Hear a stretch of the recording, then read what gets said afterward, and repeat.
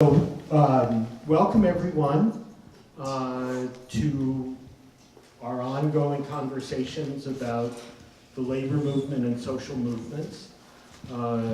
Tonight's focus is the labor movement and the fight for immigrant rights. We're still expecting a couple more people, but I thought we'd respect your time and also our panelists' time, that they're here. So we'll get started and expect other people to join us as we get going. Let me just introduce from one end to the other. So Marco, who's squinting because the sun is in his eyes, Marco Davila from the First of May Coalition. And he's here in part because he's also organizing the march that's coming up, and also has a table of T-shirts and buttons and posters to carry in the march, so please visit his table. And then we have Chen Khoo, who is with IATSE, the Stagehands Union. And we have Abdi Musa, who is with Atwood, the East African Workers Center that has been making news for standing up to Amazon. And we have my brother Rafael Espinosa, who is a longtime East Sider and a board member here at the East Side Freedom Library, and is currently, what do you call your position? Union rep for AFSCME Council 65 in southern Minnesota. And my sister Alfreda Daniels from the Minneapolis Regional Labor Federation, who's been working for them as an organizer now for 4 years. Great. Would you like to start? Sure. Sure. So, what we want to do is, well, I think one of the things that we're also hoping that someone will be coming from Setul, and we want to talk some about new structures. So what is Atwood, and what do worker centers do?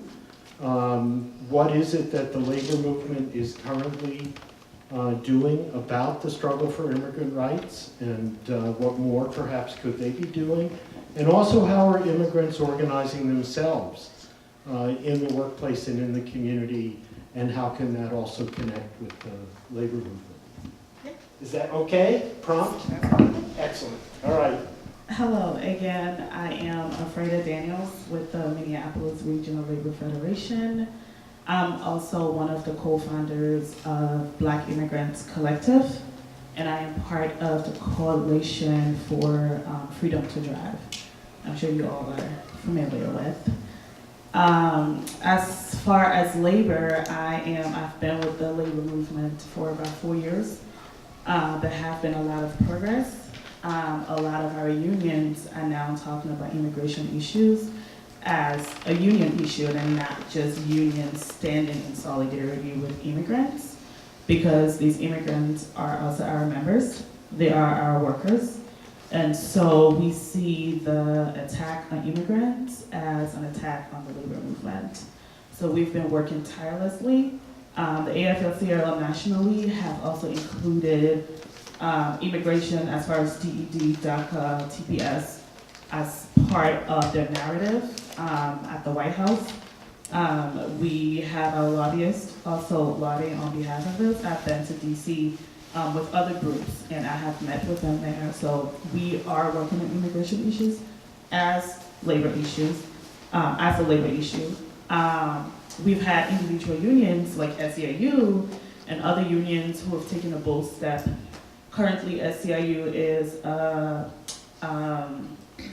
have just adopted a new policy that makes them a sanctuary union, which is really good. You can see as people are bargaining their contracts, they have languages in there for immigration. And when we are screening candidates, we have languages in there holding politicians accountable for our immigrants, brothers and sisters who we represent. And I truly believe this is how we can win. If we make immigration a labor issue, and not just as unions, we are in solidarity, but immigration is actually our issue as well. And so the Black Immigrant Collective, we started about 2 years ago. Myself, along with other African immigrants who are organizers, came together and wanted to amplify the stories of Black immigrants in Minnesota and across the nation. So we formed Black Immigrant Collective. Nationally, we have an organization called Undoc Black, pretty much Undocumented Black. So the Black Immigrant Collective is like a subdivision of that organization. So we work to amplify the voices of Black immigrants that normally is not heard. Because as you all know, if you hear about immigration, you usually look to us, our Latinx community, which is not fair. But also the stories of Black immigrants have also been silenced for a while. So we have come together to work to amplify those stories. That's great. Good evening, everybody. Once again, my name is Rafael Espinosa, and I'm a union rep with Council 65. We represent public employees. We have some private sector places, not a lot, but we do have some. But my previous job was with in the public sector. I mean, in the private sector union with UFCW. I was there for 17 years, and I was very involved in immigrant issues, being that I'm an immigrant myself. But I think one of the beautiful things about Minnesota is that immigration has played a big role of making the state what it is, and politically, and also in the community. I remember reading about the union meetings in the Iron Range. They used to do those meetings in like 4 different languages, So a lot of your, Minnesotans here, your ancestors played a big role in that. So I think it's just, this is just a cycle that we go every once in a while. I mean, I remember when it was the Latinos, they moving big numbers here. And then there was a different group and a different group, and one of the things that I think it was really good when I was in the private sector is when all those groups came together. I mean, I remember we were having a struggle in a meat packing plant, and they brought African American people, and they say, now we're going to replace all the Mexicans because you guys want to organize. And then the African American people said, no, we're not here to replace anybody, we're here to work with you. So let's fight this together.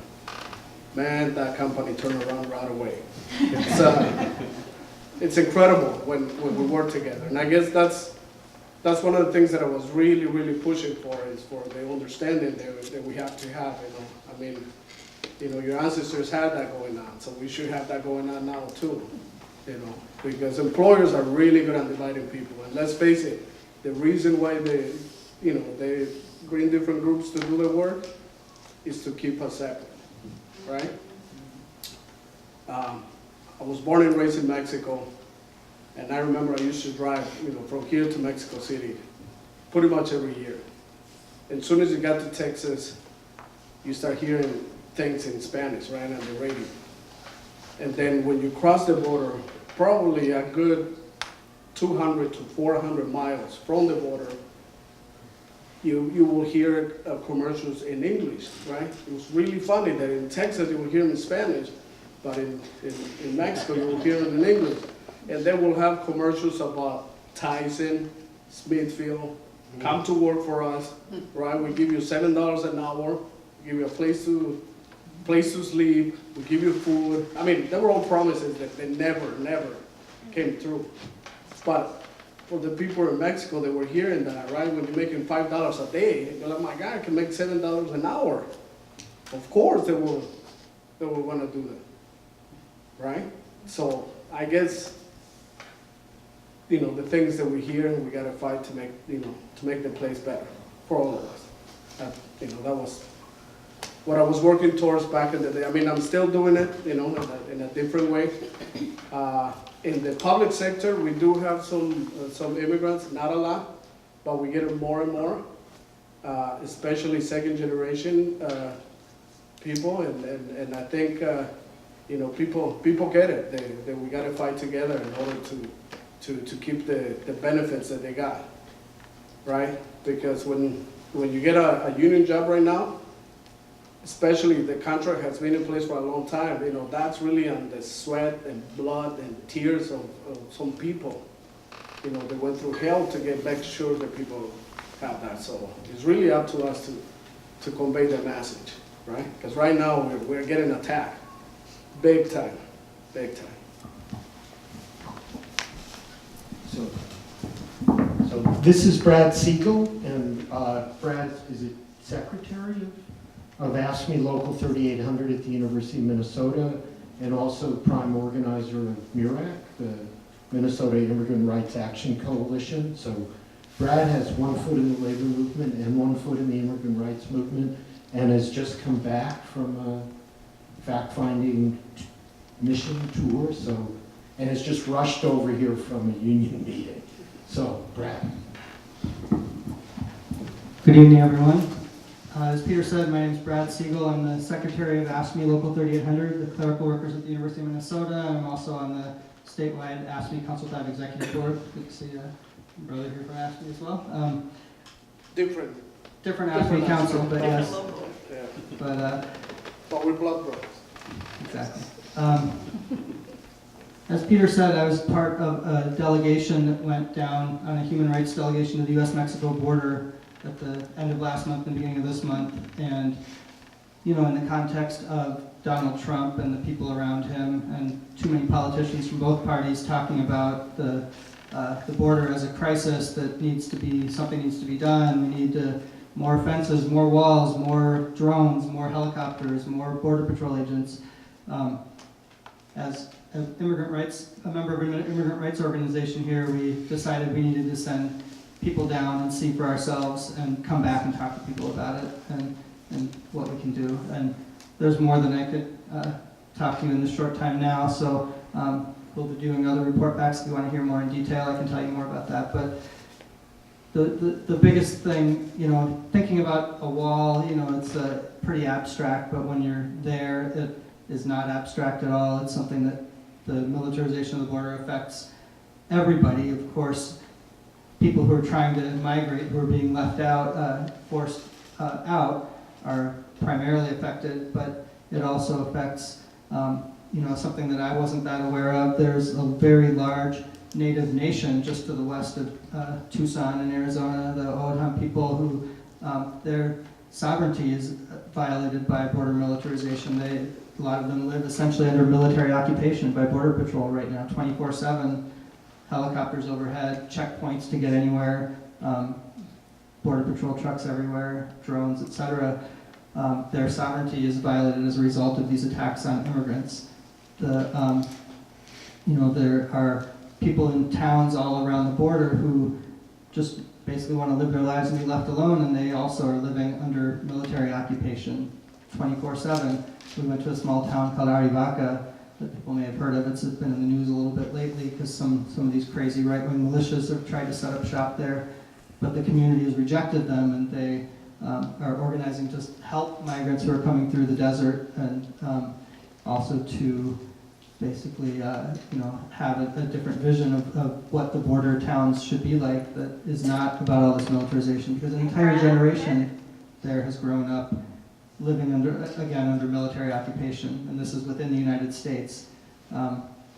So we saw a lot of things like that. We met with several organizations that gave very powerful testimony. We were able to talk to women who are in a shelter in Nogales on the other side of the border, waiting indefinitely because in violation of international law, in my opinion, the Trump administration is not allowing people to present themselves to request asylum, and is just giving people a number which may or may not ever be called, so they're just stuck in these towns like Nogales and south of Texas and south of California. And we heard their stories, and it's just enraging. You know, the people who our president says are criminals or terrorists are exactly the opposite. It's people fleeing from organized crime that's entered into a vacuum created by our government's policies of war and of economic devastation.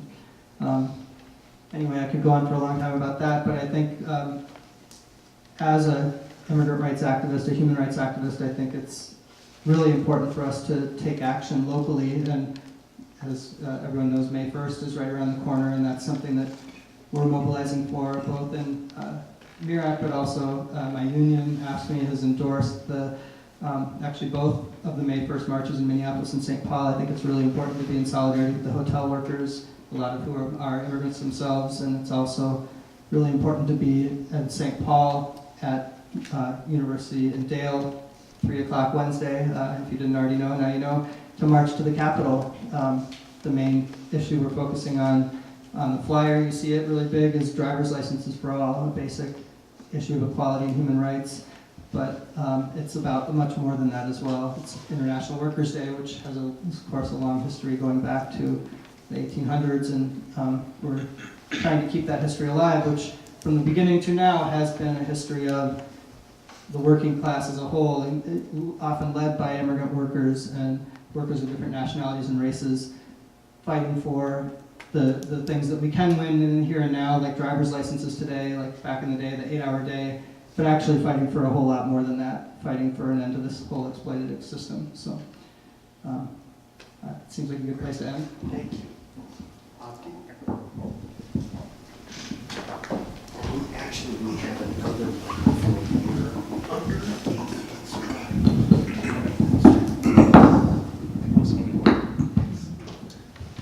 Hello everyone, my name is Muse, Abdi in short. I'm former CAU organizer, also current council member, representing Minneapolis and St. Anthony.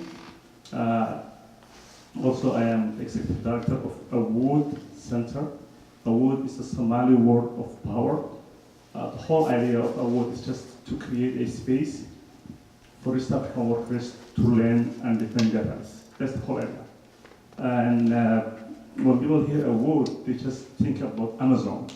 Amazon is one of the the places that we work at, because the community in East African workers has been reached out to us, reporting a lot of discrimination, violation of rights, and then we start focusing on. But the whole idea is just to create a space where East African workers who are not union members can come and learn from their rights and just build a political and workers' power. And when people think about East African community, they think as immigrants, but the reality is they're also workers. They're working in every sector that you can think of, from taxi drivers to airport lecturers. They are in every professional area that you can think of. Many of them are union members, but the majority of them are not. And that's where Atwood is coming in, to fill that space. Especially, we work very closely with the newly arrived East African workers who have no idea what their rights at the workplace. Many of them are Muslims, and because of this national debate about Islamophobia and immigration, they face additional challenges at the workplace. And that's why Atwood exists, and we organize in many areas. Right now, we're focusing on Amazon to make sure that Amazon jobs are good, safe, and reliable jobs. We hope that when we build enough, workers' power, maybe one day Atwood will become a union or something like that. But right now, it's just a space that we educate, organize East African workers to build a power to defend their rights. That's the whole idea, and have to answer if you have any specific questions.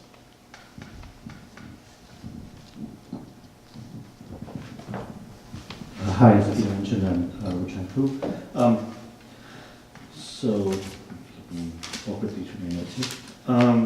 So I was born in Malaysia, which has been in the news a lot lately for a bunch of different reasons. The immigration crisis around the working class people, and a whole bunch of other issues around workers' rights, specifically migrant workers' rights, around non-payment and things like that. If you know, very touchy. It's fascinating, terrible, and very relevant to what's happening here, so worth checking out. I came here, after I grew up in Malaysia, and I came here at a certain point in my life, sort of in the late 90s, significantly to my life story, shortly after the with lots of the I's and the R's and A's, the 5 and 10-year ban was passed in 1996 by Clinton administration, putting a huge amount of restriction on movements and the capability, and actually sort of immigrant worker power in that. I would get my permit to work, but but I think it's sort of relevant to talk about for, I think, when people think about work and workers' rights. So I had my work permits, but I didn't have them in the form that, this is sort of, again, late 90s, in the form that people sort of recognize, right? Like if I would whip out my green card, if I would whip out a green card, like, oh yeah, that's a green card. But like, oh, I didn't have that. Like I had a little letter from what was then still INS saying, oh, by the way, you can work. And if I took that and I went to an employer, the employer would say, cute, Faudrey, you're lucky we're not calling INS right now. They actually did call INS a couple times. And so I'm put in this position where I legally can work, right? But I can't actually work. And for those of you who are here, I see a few people who know that I'm a member of IATSE, at least Local 13, the stagehands union. But before that, I was stagehand, who was not affiliated with the union. I ended up in the theater industry because the theater industry, by and large, and to this day, I'm going to argue still the case, was kind of cash under the table. I could work in that industry and pay my bills because no one in the quote-unquote HR departments knew enough to ask about my immigration status. And the people doing the pay would very often pay me illegally with cash. And that allowed me, although I was, if you were to be very strict about it, not undocumented, that was the only place to work. And I sort of did that for a very, very long time. In that time, I would organize a number of these small and medium theaters to agitate for workers' rights, moving them from 1099 independent contractor situations to employee status, improving wages from single digits to double digits. Not very good double digits, but hey, double digits, but you know.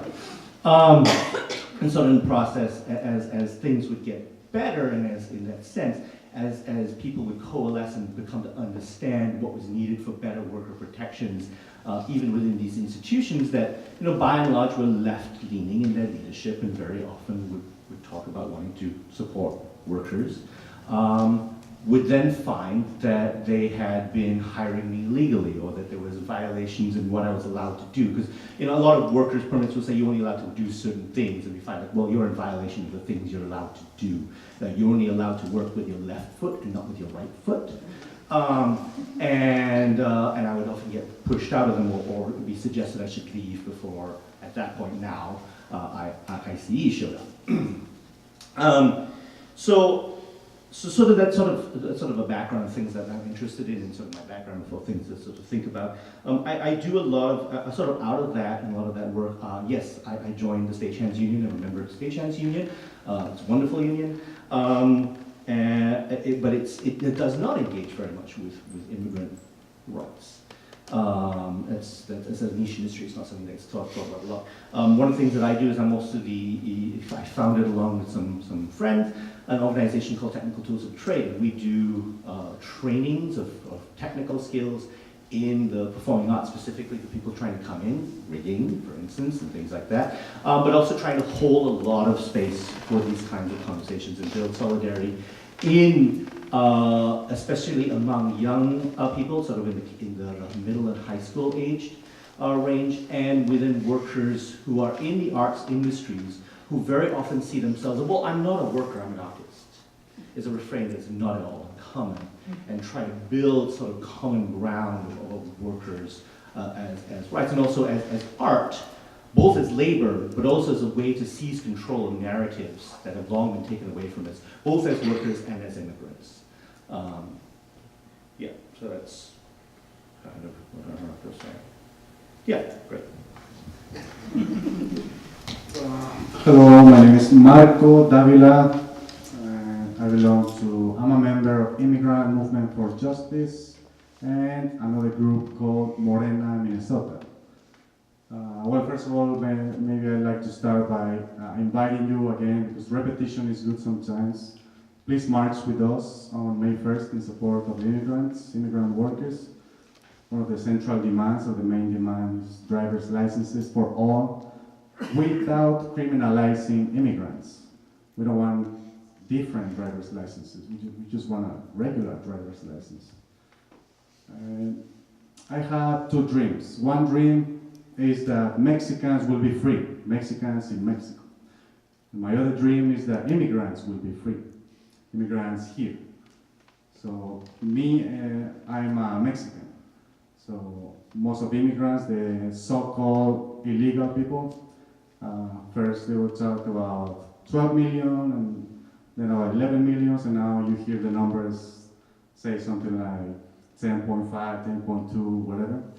And the guy in the White House would say, like, you are lying, it's 30 million. But let me just start by giving you some numbers, because I don't really like numbers, but those are important, I guess.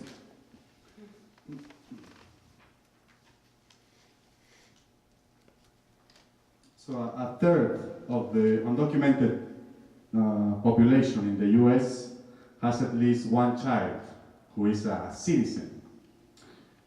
Undocumented workers support Social Security. They contributed 13 billion in 2010 into the retirement trust funds and took out only 1 billion. There are 1.3 million migrant farm workers. The wall would cost around 21 billion, according to the Department of Homeland Security. And according to a study conducted by the California Department of Health, 49% of blood tests reporting unhealthy concentration of lead were from Latinos. And this lead was not shipped up from Mexico, but absorbed by workers in the fields. And the last number, the number of persons living in families in which the head of the household or the household or spouse is an unauthorized migrant was 13.9 million as of March 2004, including 4.7 million children. Of those individuals, some 3.2 million are US citizens by birth, but are living in mixed status, families in which some members are unauthorized, usually a parent, while others, usually children, are Americans by birthright.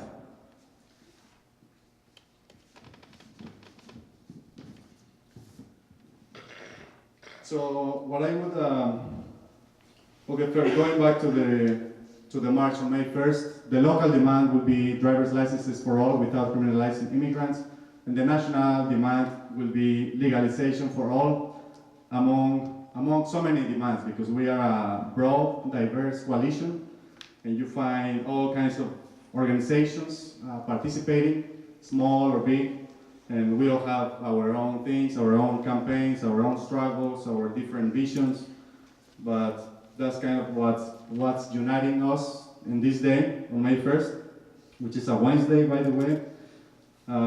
So we say that no one is illegal. When we say no one is illegal, we mean no human being is illegal. We mean workers' rights are immigrant rights, and we mean immigrant rights are human rights.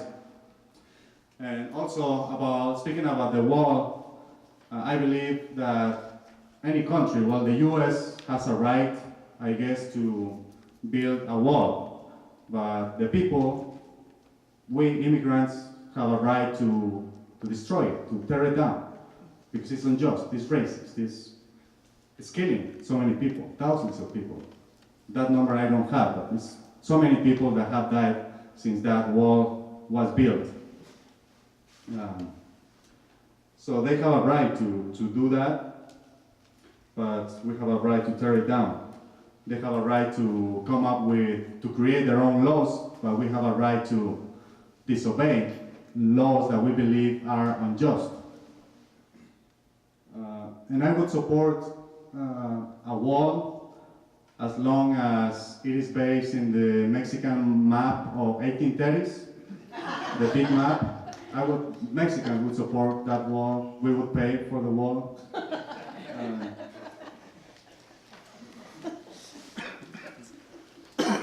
And as you know, the wall won't stop drugs, for example, because the demand and people here, Americans, won't allow that to happen because the demand is huge, and the supply in Mexico, as long as one complements each other, a wall is ridiculous to stop it, even if it's 6 feet under, and even if it's 30, 50, whatever feet high.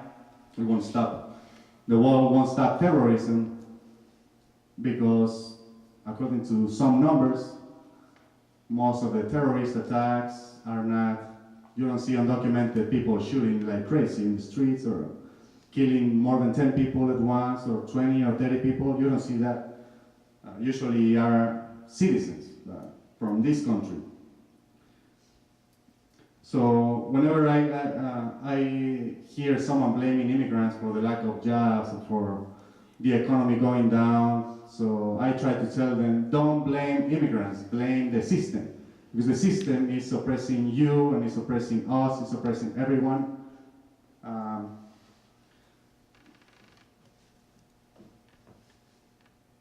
And why do I say that the system is unjust? Because as long as it is created in a way, or it is set up in a way that poor people or immigrants or low-wage people fighting with each other, that's a very smart way for the powerful to continue to be powerful, to continue to oppress people. So that's why I say blame the system, don't blame immigrants. So I guess I just want to say, because now everyone, it's impossible to say something without mentioning the name of this crazy guy, the lunatic in the White House. But so I guess one important message I have for Americans is please don't underestimate him. That you should stop underestimating him. Just look at some parallels with the crazy stuff that has happened in the previous in decades, or in Germany, you know.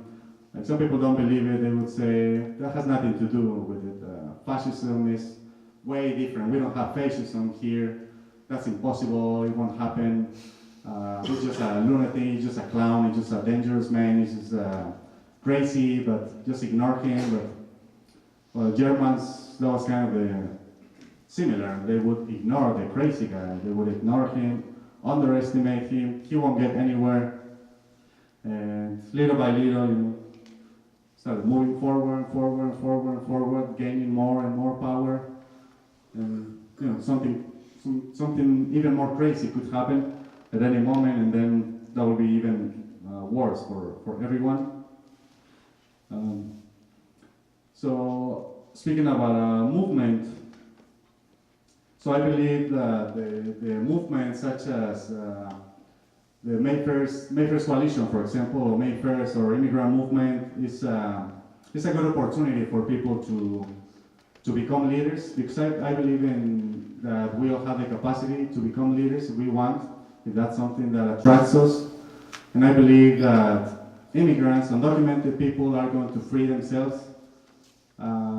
Nobody's going to come and rescue us, but so we have to become leaders. That's my message for undocumented people to join the movement, to do something. It's not an option, you have to. And yes, we are going to free ourselves.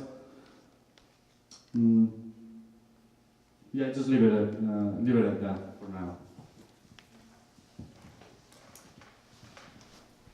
So, anyone up here that heard anything that you want to make inspired you to? Yes, great.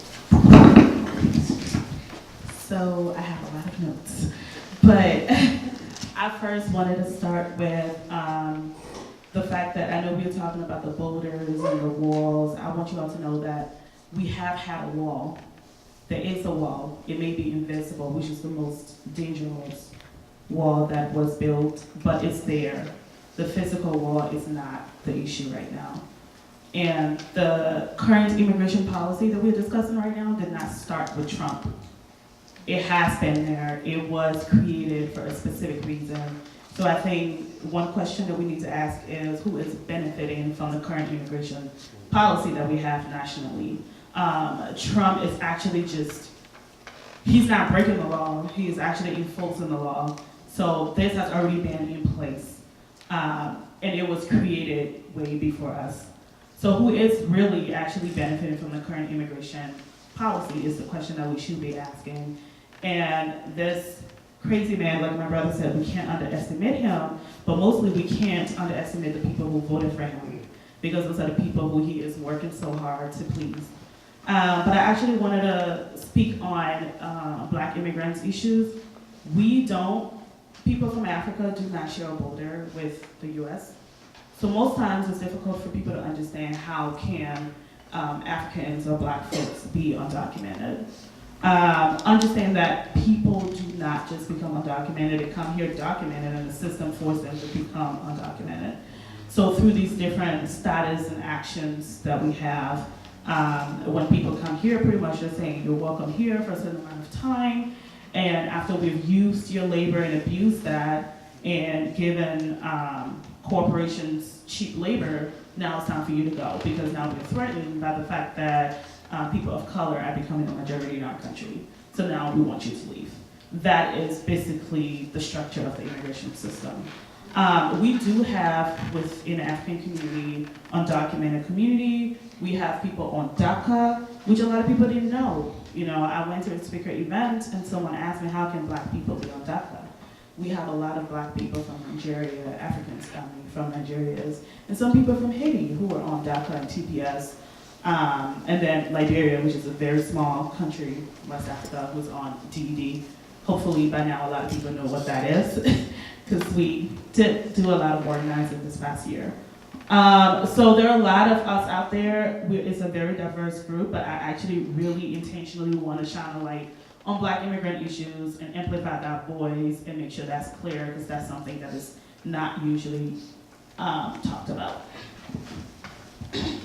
Go ahead, Chen. Sorry.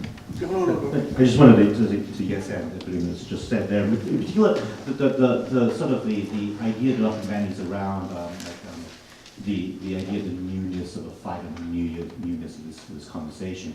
One of the things that sort of for me is not saying necessarily for everyone, but for me, sort of as a guiding principle in terms of organizing and thinking about this, is I view this very much, and I draw my inspiration very much.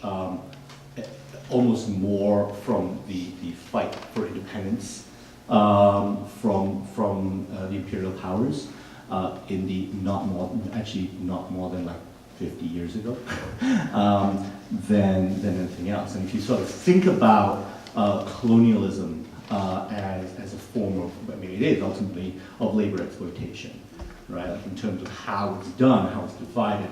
Again, if you look at Malaysia very specifically, by the time that the British got to Malaysia, they learned from their lessons in India and South Asia, and they did very specific things that they would say that, okay, the Chinese are going to work the mines, the Indians are going to work the plantations, the Malays are going to work the farms. And what that ended up, and then in the sort of the aftermath of that, quote unquote, independence, where the independence deal is done, the independence deal is very specifically done with a group of quote-unquote leaders who are going to be trade-friendly with the British, right? So we see sort of very similar tones to what we're talking about, what you were talking about here in terms of the way labor is exploited, the way labor is divided, and the way those power structures help place. This is a very, very old fight. There's nothing new here. It is centuries old. There are those who would argue it's millennia old. And sort of within that context of how, again, I just wanted to amplify sort of how different statuses are used, as I talked about with my work permit. Also controlling what kind of different permits are used to control what kind of labor you can do, and dividing even that labor, sort of the yes and the point that you made earlier in our conversation about skilled versus unskilled labor. What the devil is unskilled labor or skilled labor? Like, what is that what exactly is that conversation about? But it's exactly sort of conversation gets used, but also gets used both as a tool to divide us as workers, but also to divide us in other communities to say, oh, you know, again, I'm going to draw an inspiration from Malaysia. Oh, you know, the Indians, they just do plantation work. They don't do skilled labor.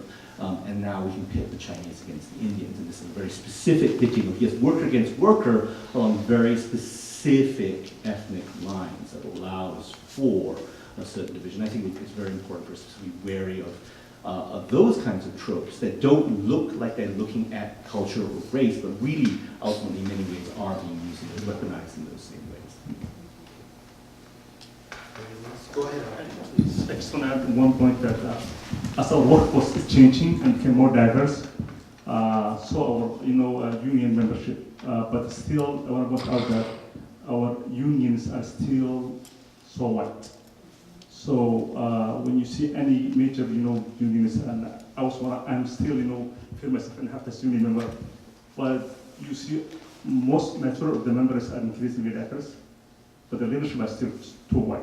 So I think I will encourage and call on our union leadership and brothers and sisters to open up their space and embrace union members who are immigrant to their community.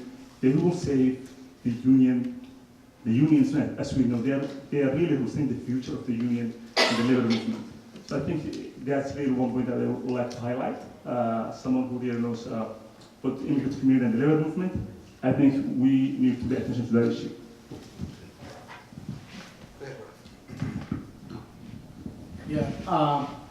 Yeah, that's a great point. But we also have to give props to the unions. They're very progressive, and they know what the future is, right?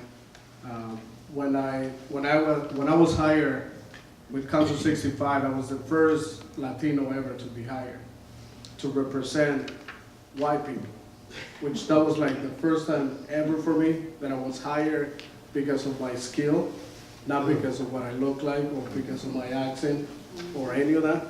So yeah, the brother is right. We have a long way to go, but there's also a lot of unions that are doing the right thing, and we got to give them props.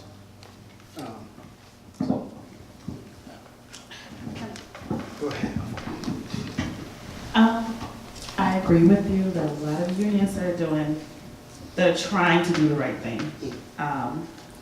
But also, we need to continue to hold each other accountable within the labor movement. One of you said something about like skilled and unskilled workers. That term is not new. When slavery was ended and there was an effort to separate black workers within the labor movement, our union brothers and sisters stopped black folks from joining the union. And they did classify some of these jobs as skilled workers and unskilled workers. So we have seen a trend historically. Sometimes the truth hurts. I love the labor movement, and I believe this could be a vehicle to organize a lot of things because we represent workers. And I think in representing workers, we need to learn how to represent the entire worker, not just to negotiate contracts and for better pay, but that worker also have children who go to a school or who some of our members who are teachers are teaching their kids in a school district that is either completely racist or that is not creating a good pathway to become presidents, rather they're creating a pathway to prison. So we need to hold each other accountable, and I think within the labor movement too, we need to do better in working together. As much as I'd like to say, like, this is a labor library, right? So yes, labor are doing good, but I think this is the space where we know that we are all union friendly. To be honest, we have a long way to go. There are individual unions who are doing good, but actually, if you look at the entire labor movement, you can see that some of us who are hired in these positions are facing challenges to actually bring about change. Because even though we are hired, we're not in leadership position to make those changes. And those who are in leadership positions, if you look at our leadership, you can tell that we need some change because it's old white men who've been there for many years and who have held on to this belief that they've had for many years. And if I say many years, I'm talking about years.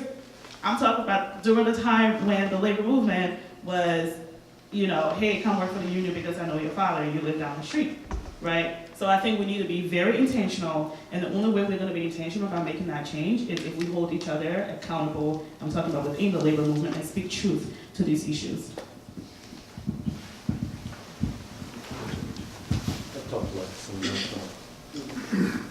To sort of yes and that again, to yes and that. I mean, there's also the I think worth thinking about and talking about, like in terms of how we also think about how how this connects to a lot of larger questions. I mean, I just think, I mentioned earlier, I had it written down, the IRA, the Illegal Immigration Reform and Immigrant Responsibility Act of 1996, right? The one that instituted 5 and 10 year bans, right? So how do you get out of how do you get a 5 or a 10 year ban? Like you overstay by like a day. Like that's actually, or by a few hours. Like that's pretty much all that needs to happen to get a 5 year, 10 year ban. I didn't think I was going to say this, but I'll say this like I know that from personal experience.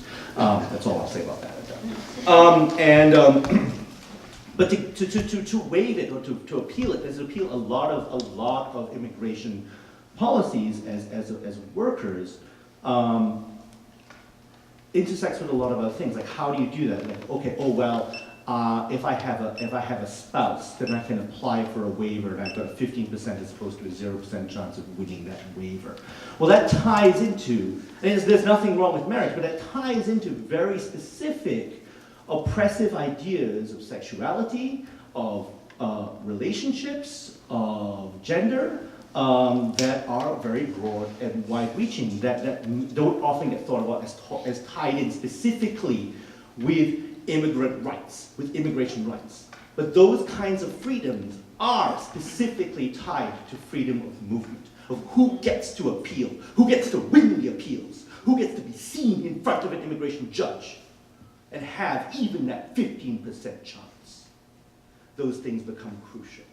And it's crucial for us, whether in the labor movement outside, that we see how those things tie together and that we talk about how those things tie together.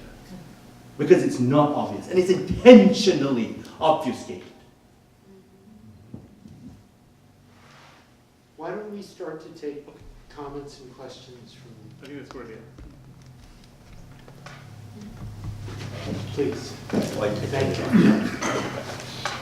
It helps to have the microphone because Carla is live streaming this. Okay. My name is Bob Robbins, and when you made the comment about colonies and what happens at the end of a colony, of course, this country was a colony and broke away from the dominant country. And so it's at least, 300 years or close to it that, this kind of thing has been going on. And what? Turn it on again. Good. What's not? And other... Go ahead, Yeah. please. Well, something that is really interesting about colonies, right? I mean, we have a lot of colonies too, right? And somebody posted a question the other day: is why is Puerto Rico a colony? You know, everybody's citizen. Why can't they just become a state, right? But it's perfect to keep Puerto Rico as a colony because when they complain about the hurricane, it's just a colony, so don't worry about it, right? If they were a state, then we would make sure they will get the water, the electricity, and the roads that they need, right? But if they're a colony, we don't have to spend the money on them. So it's just perfect. I mean, we need the land for the naval bases, but it's incredible that, I mean, Puerto Ricans too, they're citizens and they're treated just like us up here.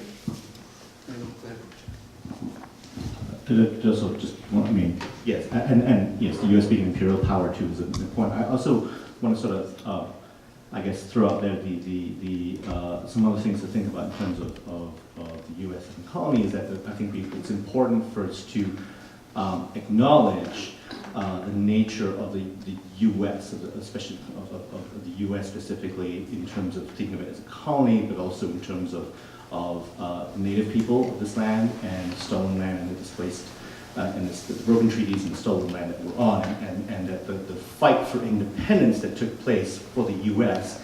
wasn't really about the native people here, and that it was in many ways a revolution initiated by a bunch of rich, slave-owning, white-owning, land-owning white men who didn't want to pay taxes.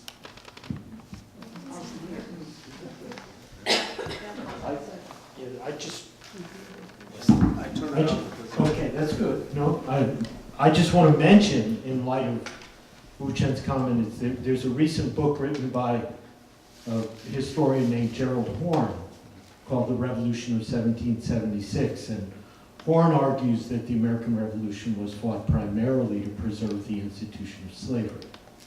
And so, I mean, we have a lot of books here that are kind of stick in your eye books, you know, and you got to take that poke and then figure out what you want to do with what the argument is. But Gerald Horne has really been raising some difficult questions for us. So Yeah, I'll say, sort of talking about, because you and I have done before, the differences between history education in different countries. I remember in Malaysia, when we learned studied the American Revolution, that our teacher said this was no revolution. The revolution happened at the Civil War. Sister, can you just, please? Hello. I was not here earlier, so I don't know if you addressed the connection between immigration, the unions, and the schools or the school systems, and how our children are being affected, and what type of educational piece or what needs to go out to them, because oftentimes in urban districts, what is taught is reading, writing, math, and science, and it's all in isolation without dealing with a lot of the historical piece. So I just want to hear some of your thoughts around that. thank you. I'm going to hand the microphone to Brother Rafael because he ran for school board here in St. Paul, and I bet he had some ideas about what he wanted to do in the school. I was very close. Oh man, I was very close. No, but it is very intentional. What's going on in the schools is very, very intentional, right? Like I said, I was born and raised in Mexico, and what I see in the school systems here is that we are going in the direction of the way Latin America teaches children, right? What we have going on is the ones they have, they send their kids to schools that are going to teach them very well, right? And then you have people that are very, very intentional about their kids getting the best education, so they get involved in their kids' education. And those kids are going to be doing well in public school, right? But then you have a big segment of the population where their parents don't make enough money, so they have to have like 2 or 3 jobs, so they're never home, right? Those kids are going to fall behind because there's no support. More and more the system is trying to take money away from that and put it someplace else, right? And what is it that we get? We get a society that's always talking about how bad the teachers are without really criticizing the system that is not supporting the teachers, right? Because it's easy. When I was running for a school board, I heard a lot from people saying, you know, the teachers are overpaid. Well, my wife is a teacher. So I was like, well, what are you talking about? I see my wife working overtime without getting paid, right? Because they go home and they got to prepare. They pay from their own pockets for the kids that don't have, right? Which we should be doing that as a society. But we don't do that because it's easy, right? But we're going into a system where the ones they have are going to have the best education for the kids, the way it is from Mexico all the way down to Argentina. That's how it is, right? The rich people that are educating the kids to control the system. And that's where we are. And that's where we're going even worse, right? We have the best colleges in the world, right? Because the people that are able to go there pay a lot of money. We have one of the worst public education systems in the world. We're like 47 right now, right? When the US used to be like one of the top. And now we keep going back and back because what? The system does not want to educate a bunch of people that look different than the ones that are running the system.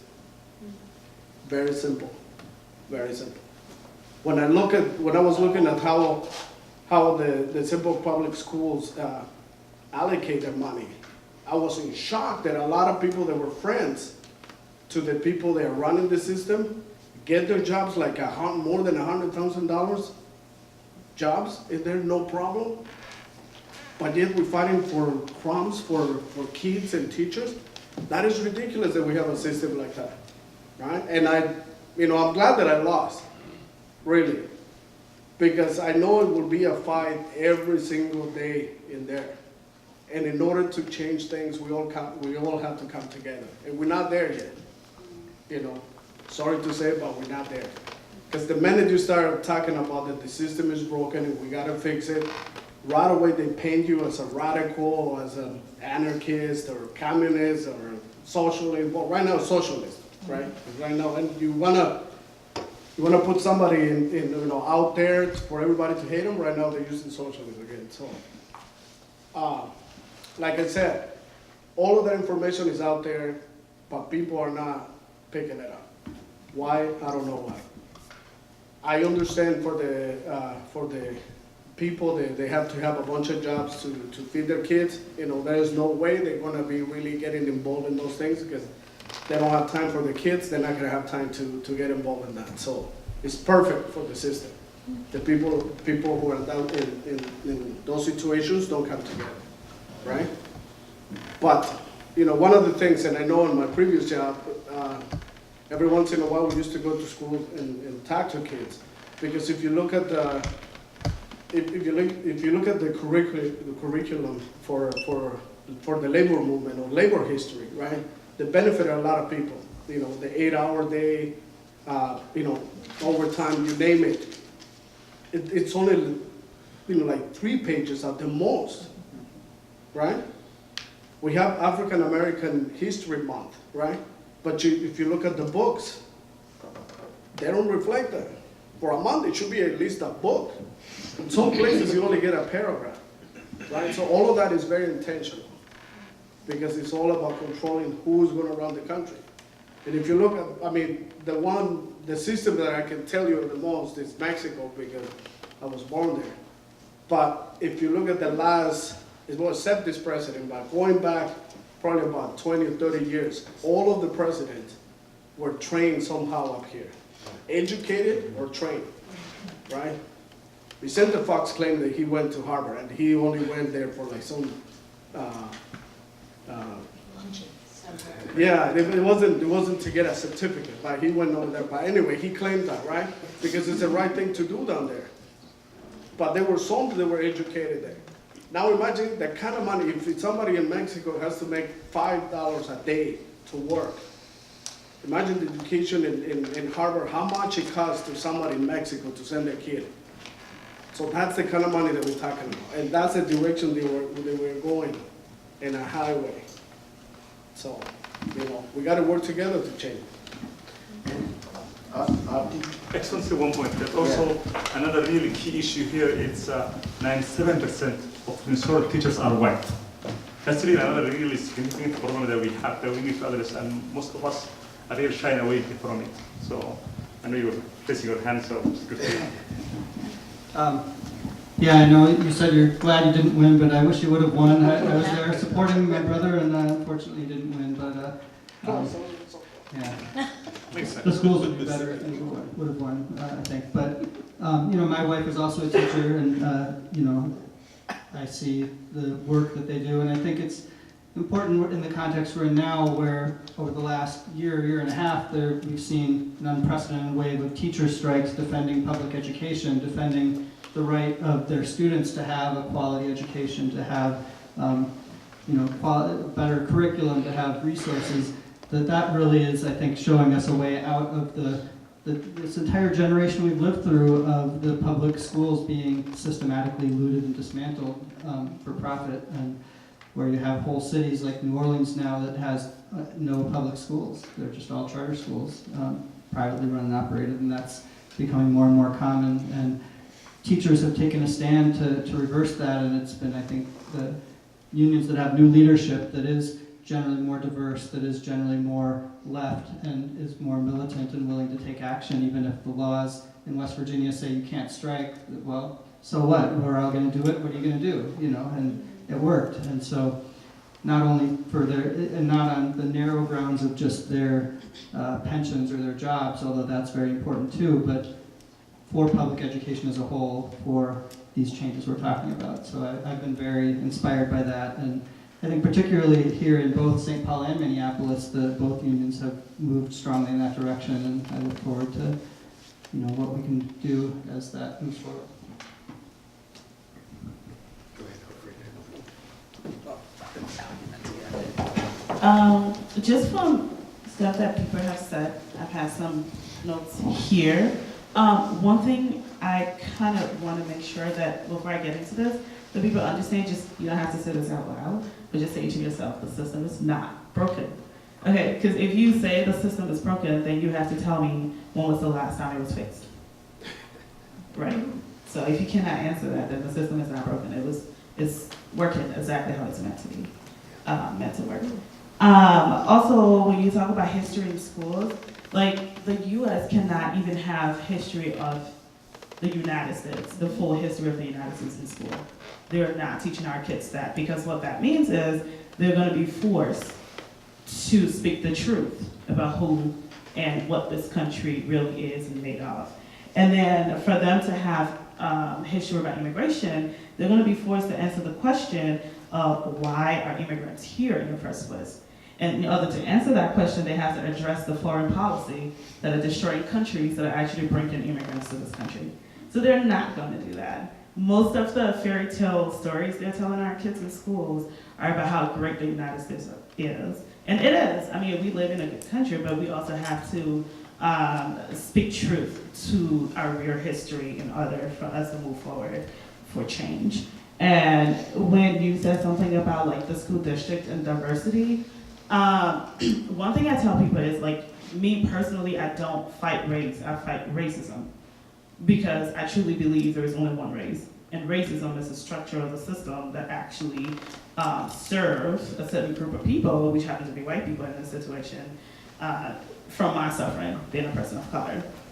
However, when it comes to the schools, we do need diversity. I'm gonna give a case study, for example, for like the Osseo School District or the Osseo School Board. Osseo, the District 279, is the 5th largest school district in Minnesota, right? And they serve 8 cities. Brooklyn Park and Brooklyn Center happens to be 2 of those cities. Brooklyn Park and Brooklyn Center are majority people of color. And 50% of their students come from Brooklyn Park and Brooklyn Center, which mostly are kids of color. However, the board up until November was 100% white, not just white, but people who live only in one city, which is Maple Grove. And they live within 2 miles radius of each other. And it has been like that for years, right? So we've tried to change that, because currently the current board is like at large. You elect them, a large system. We're trying to change that to per district. But we were successful. I wouldn't call that success, but we were able to support 2 people, 2 of the 4 people that we supported won, but they all live in Maple Grove. Right? And then the one person from Brooklyn Park that actually won was the one person that the Republican Party actually supported. And she happened to be a person of color whose kids are in private school. So again, this is the system, and these are the people who are making policies and decisions for our kids. And most of those kids in that school district are immigrant kids. And these people are making decisions for them. However, if you look at the schools that are in Maple Grove compared to the schools that are in Brooklyn Park, they're completely different. The achievement gap are wide. And whenever they go up this way instead of that way, right? So these are the people who are making decisions for our kids. And usually we're trying to get a diverse board by getting local representation. And when we talk about diversity, for me and the group who I'm working with, we are looking for diversity across the board. We need board members who can represent the LGBTQ students. We need board members who can represent the voice of African American kids, or the kids that live in Brooklyn Park, or the kids that live in Maple Grove. Kids of all culture. That's what we meant when we said diversity. It's not just about white and black, because we don't want to take power and give it to one person. We want equity. Because we know when power changes hands, what happens.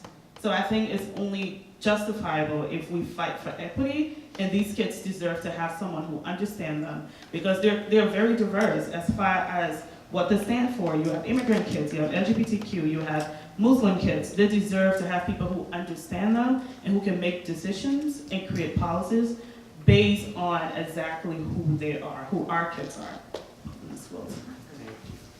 Thank you. Sister? I have a question. I'll turn so my back is not to you. We know that systems are not living, breathing things.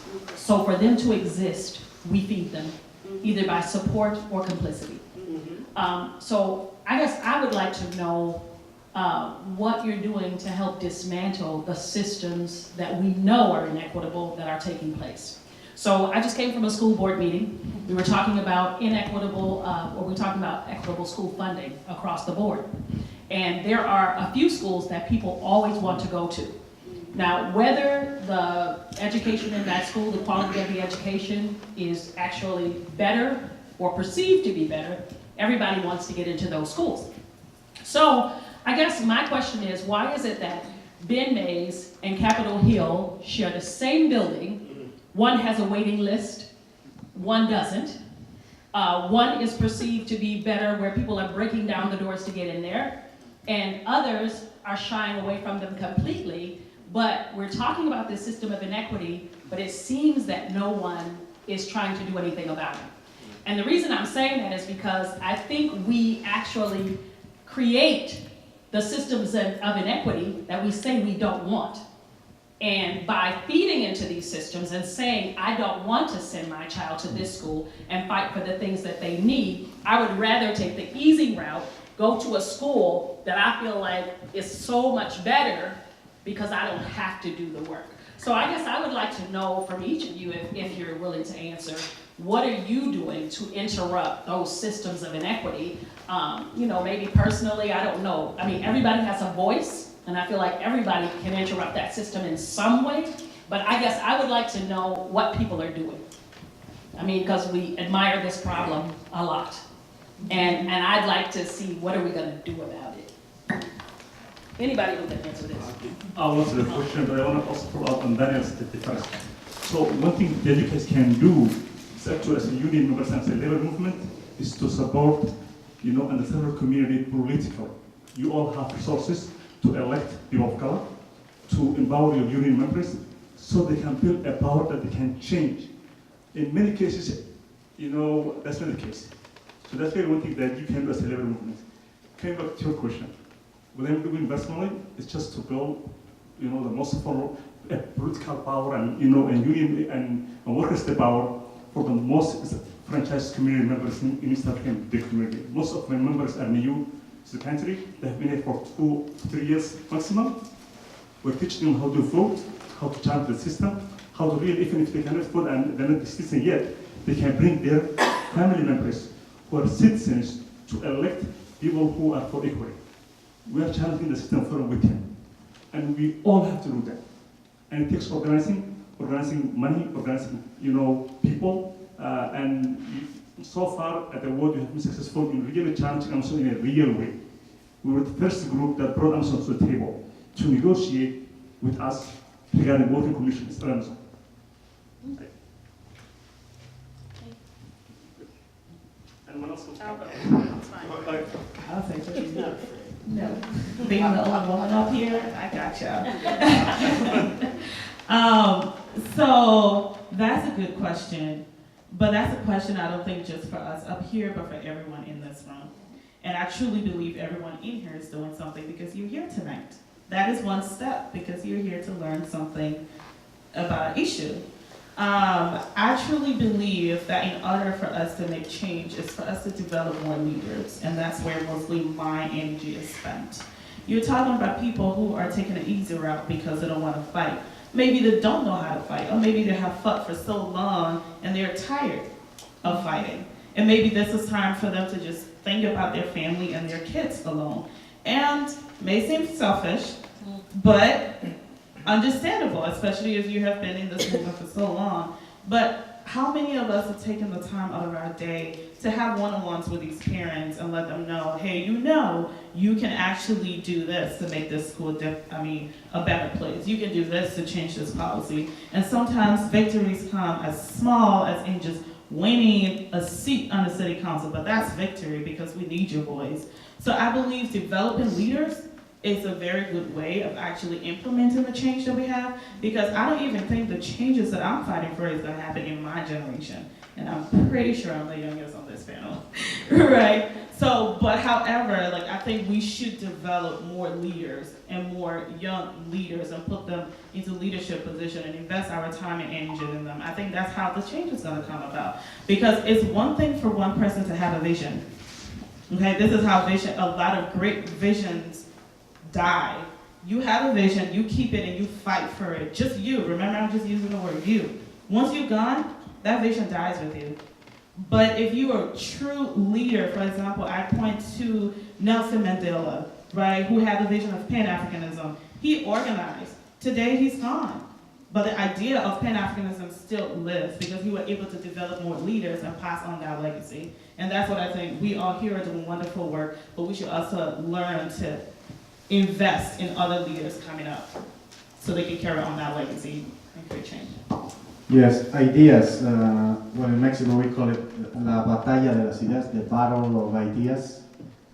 The way the education system is very similar because Mexico is like follows the steps. Anything the US does, then 2 years later Mexico tries to implement, to apply, or is forced to do so because it depends on the US economically, politically. It's very dependent, a dependent nation, a colony, you can call it. But I guess education starts since you are a baby, you know, like the mistakes our parents made by not teaching us maybe to question everything, even if it's annoying.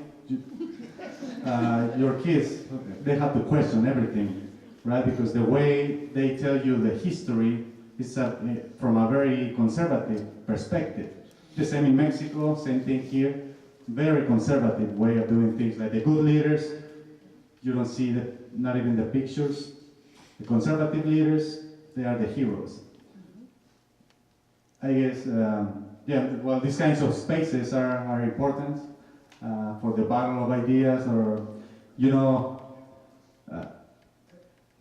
so conservative that they will tell you in a very conservative way that then many people would think like everything is impossible, you know. Free education, don't talk about it. That's communism. That's not possible. Access to health, don't talk about it. That's impossible. Good jobs, good paying jobs, that's not possible. But you know, speaking about the leaders, Bernie Sanders, which in my opinion is a good type of leader, and it's I don't know if it's the right way of me to say, but we need more crazy people, or more not crazy people, but rebels, you know.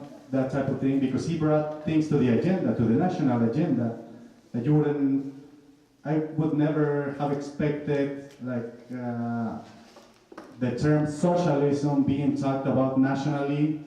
Like half of the people, or even more, they started seeing it as well, wait a minute, this is not that bad after all. I mean, free education, that sounds good. Good jobs, why not? Very basic things that he just brought to the agenda, and now, you know, I was even watching some of his videos recent, and he talks about it. Nobody believed a few years ago that this would have been possible, but now I'm not that crazy guy after all, right? Someone needs to. The battle of ideas, I think, is important. You know, just these spaces are important. Yeah, I'll just say a couple things. I mean, obviously there's a lot that all of us can do as individuals to make decisions in our lives that disrupt oppressive systems, white supremacist systems, everything from if you have kids, deciding where to send them to school, like you were referring to, you know, other people refer to, do you try to get into the Capitol Hill, or you struggle for the resources in the school in your neighborhood, things like that. But for myself, I choose to, you know, since we are looking at structures and systems, that I don't think there's an individual response that can solve that all, and so I think it needs to be an organized response, and that's why I choose to be active with my time in two organizations, one in my union, and I do work there with my coworkers, and always bring, for example, the May 1st march that we've been talking about, bring that for our union to endorse every year, so that we consciously build that link where unions, even though my union mostly is not immigrants, we're there supporting the immigrant struggle, because an injury to one is an injury to all. And also an organization, MIRAC, Minnesota Immigrant Action Committee, fighting for immigrant rights.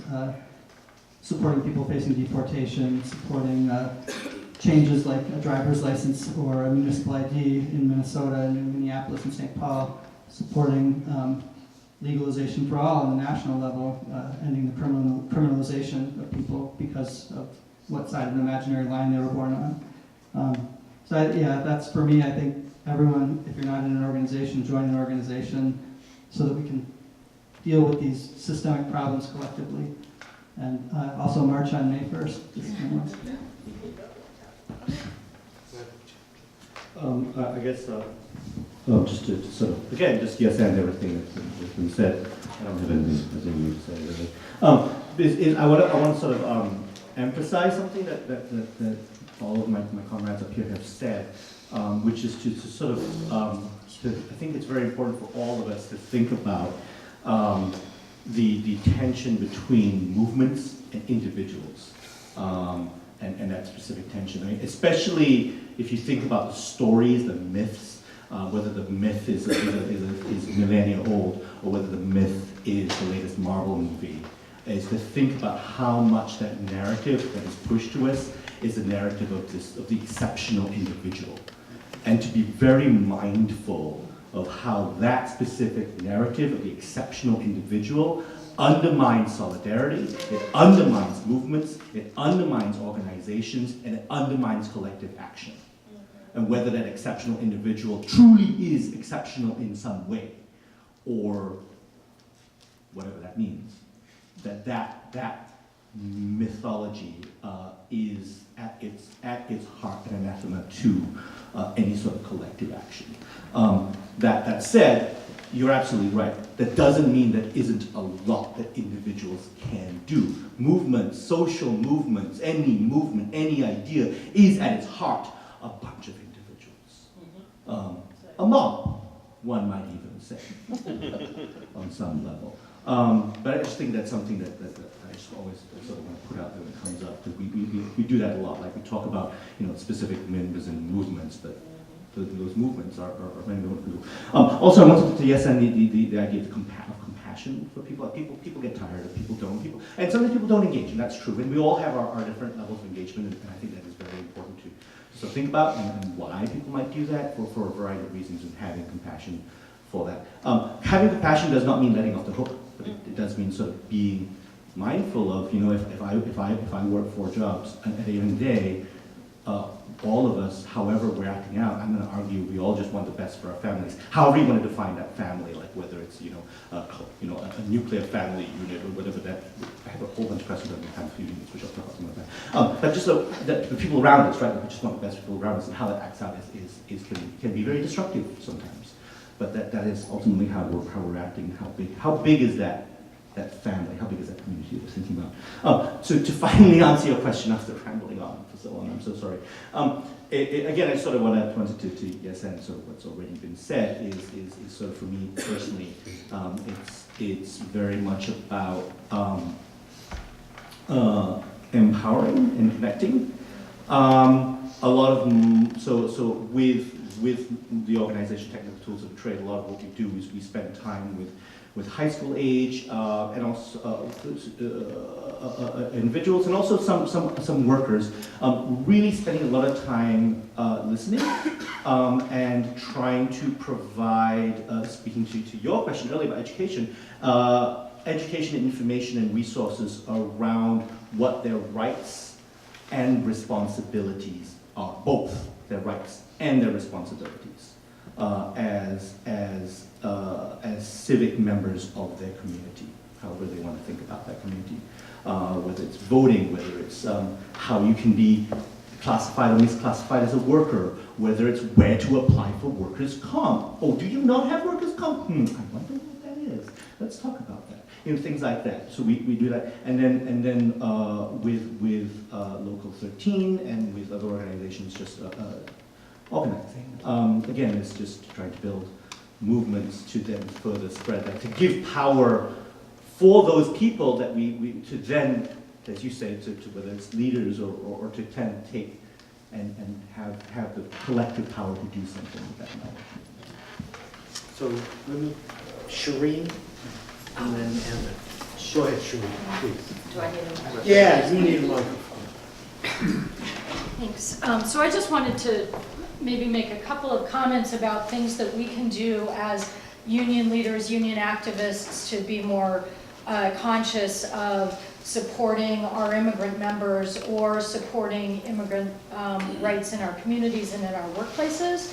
And so I work with Brad, and there at the University of Minnesota, our membership is not largely immigrant, though we do have a lot of second generation immigrants within our membership. But we think about and have really pushed thinking about contract negotiations and what are things we put forward as demands that can actually support a broader community. And so that means things like, you know, our Teamster sisters and brothers at the university are there's a much greater percentage of immigrants within that workforce. It's a little bit lower paid workforce and much more immigrant. And so when they're putting forward demands around Muslim holidays and being able to have more time off, that's something that we should take up as a union, even if it's something that doesn't affect a large part of our membership. We should still put forward those demands. Or thinking about, how do holidays work, right? How much vacation time do you get off? What happens when you come back from a long trip? And it's great, like it's like universal design, right? It's good for everybody if you can take a 4-week trip or a 6-week trip and come back to the same job and have those protections. It's not just good for immigrants, it's good for everybody. And so I think we have to think about how we put forward contract language and demands in the workplace, not only in terms of like solidarity and how it can help other groupings within our membership, but also how it actually benefits all of us, and that those are things that we should take up and always be putting forward. And I would just offer one last thing for people to think about in terms of our approach as a labor movement, that I think we really need to challenge the perspective of Buy American as a slogan that the labor movement utilizes, because I think it sends this message that my interests are more with the company that I work for than with the coworkers that I might have around the globe. And I think that is an inherently anti-immigrant and anti-worker perspective, and we should be thinking about how my interests are with coworkers, they're with workers in other countries, just as much as they are with the coworkers that I have in my own workplace. And I think we have to think about Buy Union and support like the broadening of the labor movement as workers in solidarity, and not going up the chain, but going broadly. And I think that's at the heart of building a strong pro-immigrant and immigrant rights movement within the labor movement. Oh, go ahead. I just want to say thank you for your amazing points. I really totally agree with that. Also, I want to add that labor movement and immigrant community need each other. When you see, last election, Trump lost Minnesota by 10,000 votes. We believe in the immigrant community that we delivered that thing. We saved Minnesota from Trump.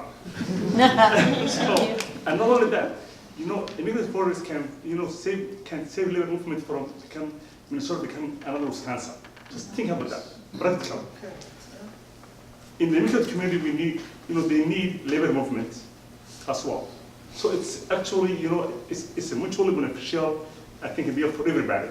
And to build an inclusive, equitable Minnesota, we have to really improve that solidarity and cross our cultural barriers and build solidarity across race, that really to create a better Minnesota that works for everyone. Thank you. So Emmett, you've been wanting to ask a quick,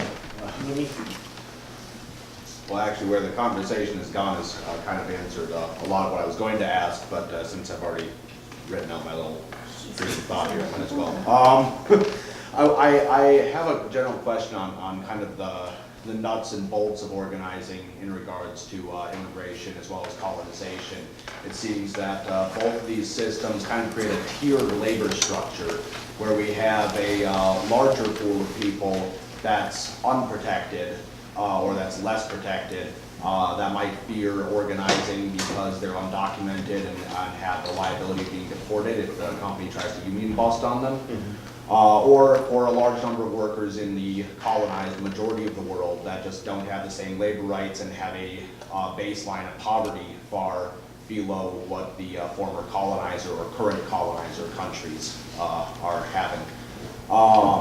And so, therefore, would also be in a very different place in terms of organizing and are often facing repression against their unions. In maritime, this takes the form, of course, of the majority European and American workforce that formerly dominated maritime industry, giving way to a very underpaid, mostly South Asian and Eastern European workforce. Within manufacturing, of course, we have the outsourcing of factories to other countries where there's significant union busting. For example, the Putin administration recently tried to destroy the auto workers union in Russia, calling it a foreign organization because they went on strike against Ford. Wrap your head around that, I'm not really sure.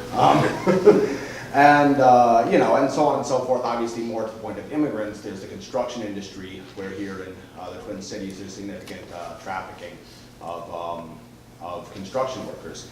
So I guess to the point of my question, I was wondering what strategies have been successful in terms of actually protecting immigrant workers from deportation as a union busting tactic, and what strategies have been successful in supporting workers in foreign countries down the supply chain for industrial firms that are organizing in colonized countries facing significant repression, and what, if anything, has been successful in shifting often very protectionist, nationalist, or structurally racist unions towards having a vision of labor solidarity rather than this frankly suicidal and self-destructive vision of protectionism that's driving us into the ground.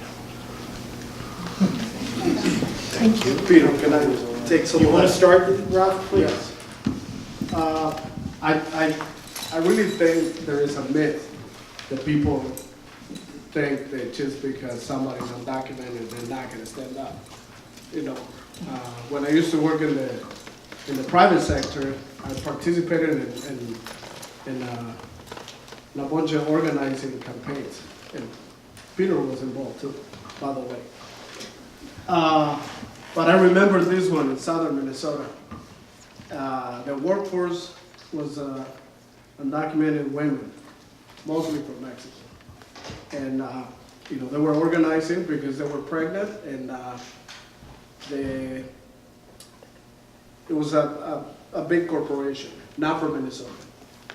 So the CEO of the corporation said, you know what, you got to get rid of the pregnant women because they are driving the insurance way up, because it was mostly women. So what they did is they put all the women to work in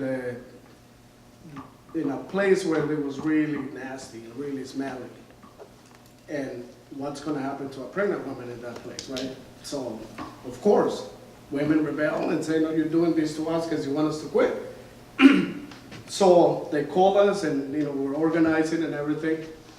The plant manager called a meeting and said, you know what, I know most of you are undocumented, and we're going to call immigration. And one of them, the one that was like almost 9 months pregnant, stood up and said, you know what, you knew we were undocumented, so you call INS because we want to talk to them too, because you knew, so we both are going to get in trouble. The whole thing went down, they organized, they got a good contract, mostly undocumented people. So, yeah, people do get involved. There was a case of the meat packing plant in South St. Paul too. A lot of people were undocumented, and they stood up. It was a 2-year battle, and it was a battle. Holy cow, it was a battle. But they got a contract. The same as the sister plant that was organized back in the 70s. So, yeah, there's a lot of, there's a lot of cases of, that has happened. It takes a lot, and it takes a lot out of people, but it's possible. And people don't just take it, Now, right now, I think because of what's going on with the president that we have, it really takes away from a lot of the struggles that we got going on and the wins and all the things that happen. We all concentrated on him, and I think that's what he wants. And we all fighting each other, and that's also what he wants. But yeah, but it's possible. About workers helping each other across the world, there's a lot of good examples of that. Peter has a bunch of them. But the one that I know is I remember when the auto workers in Michigan went on strike, the auto workers in Mexico went on a strike too to support their brothers and sisters in Michigan, which imagine somebody doing, I mean, a plant or a union doing that here for somebody else, you know, across the world or across the border. I thought that was incredible, but they had it in the language, in the contract. Later on, you know, I saw a copy of the contract. It said that they have the right to do that. If their brothers and sisters across the border were on strike, they could strike too to support it. So yeah, there's a lot of good information like that. Peter's got some about Spain too and all of that. So yeah, we just gotta, you know, we gotta concentrate on the good wins that we have, and we gotta push forward, you know, to make, you know, to build a better system where we can all support each other. Because like I said, we don't talk about the wins that we have. You know, we don't talk about the successes that we have because we're concentrated fighting something that is bigger than all of us. But we got to do that together, and we can take it down. Just speaking of that, just tonight, Amazon workers from Poland are meeting with, you know, Amazon workers here in Minneapolis at Atwood Center. Was that the Proletarian Initiative? I don't know if they're frankoftel, but they just came from Poland, and they just said, okay, we want to reach out to Amazon workers who are organizing at Amazon in Minneapolis. So as we're speaking here, they're meeting in Minneapolis. So, you know, because, you know, the workers' rights is global. So the last thing I would like to, you know, highlight is documentation is not only barrier. I work with the East African community and immigrant community, you know, mostly from Africa. Many, you know, the large segment of them have, you know, the green card and they're here, you know, they're the members, but still there are cultural barriers to organizing. Many of these folks, they come from countries like, let's say, you come from, you know, in Ethiopia or where the government really has a lot of power, people don't, or if you come from Egypt, people don't get organized. If you can get arrested and get killed for just you know, organizing. So there are also some cultural barriers that we have to navigate. You know, there's no shortcuts in organizing when it comes to really building workers step out. And it takes a lot of, you know, trust building, conversations, and it's not easy, but it's doable. Thank you. Anyone else want to respond? Brad, please. Yeah, I won't pretend to give a profound answer, but I would say that if folks don't know, there's an event Thursday with 2 labor leaders from the Philippines who are going to be in town from the May 1st movement, union movement there, which I'm sure they would have a lot to say about that question. And that's at this Thursday, 6 o'clock at the Minneapolis Regional Labor Building, 312 Central Avenue. Thank you for mentioning that. Yeah. Anyone else? Yeah. Oh, Alfreda, you want to pass the mic? I just wanted to, is this on? No. Thank you. I wanted to touch on the colonization piece. You said colonization, on the cast said more. It was like a really great topic that I would love to talk about. But if we're seeing how corporations and the top 1% folks in power are fighting unions here in the U.S., then you can only imagine the countries that they colonize, what they're doing to workers. Trump didn't make a mistake when he said that him and his colleagues go to places like Africa to get rich. He didn't make a mistake about that because they're also oppressing workers there because those people don't have the resources or the power to speak up and to stand up. Even here in the U.S. as workers, we have to organize in power. We have the structure to organize, and it's still an everyday fight. So imagine people in third world countries where they have colonized and have literally subjected them under their control and taken their resources, and then take their resources and take it back and say, hey, we're providing jobs for you with cheap labor. They don't have that resources to actually organize as we do here. So of course, they're definitely taking advantage of folks over there. And I just wanted to touch on what you said about undocumented workers. Most immigrants who come into this country, not everyone come here undocumented. Some people come here documented and then become undocumented. We as the labor movement and unions, we have done a very poor job as as far as reaching out to people right when they get here. Corporations do that. Their first jobs probably is with like a temp agency or something, and then I'm saying this because I'm a witness, you know, I'm an immigrant. And then those corporations will tell you never ever join a union. They're just gonna take your money and they're not gonna do anything for you. Where's the union at that point when people just get here? The union is not there, so what makes you think they're gonna trust you once they become undocumented to work with you? Like the example you give, the union was there. I believe that's the reason why that woman was bold enough to make that statement she made, because she knew she had the back end of the union that was present. So we need to make ourselves known. We're doing a lot of wonderful work, but we're not doing a good job at reaching out to immigrants who are newly coming into the country and introducing ourselves and creating pathway for them to find a good union job right off the door. And letting them know that we are here, we're gonna fight with you. And also within our languages, creating a system where we're protecting our workers, whether documented or undocumented.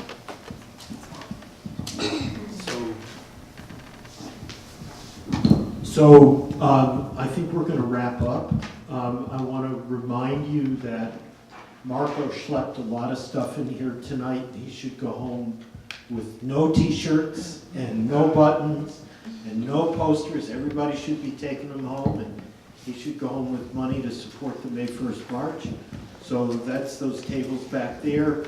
We also have a table of books about labor and immigration that these McAllister students plucked and picked out, and because we want to keep emphasizing that what we hear in these programs is also connected to the books that are on the shelves, and we can educate ourselves more about how to be more effective.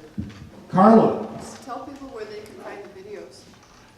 Yes, so Carla, who has volunteered to do these live streams, and then there's this magic that the live stream lives after the event is over. And so first you can find it on the Eastside Freedom Library Facebook page, but then Carla has figured out that YouTube has a slightly higher quality than Facebook, so the Eastside Freedom Library also has a YouTube page. And so you can revisit what you've heard tonight or encourage your friends and family to access those videos and look at this. And I want to thank everybody. You could have been talking to Amazon workers from Poland tonight, and you chose to come all the way over to St. Paul, and man, I'm moved. This has really been great, and it's great, as Alfreda said, that you all made the choice to come out tonight and to be part of this. And if you haven't signed the guest book, please do, so that we can let you know about events that are coming up. And can we show some love for them?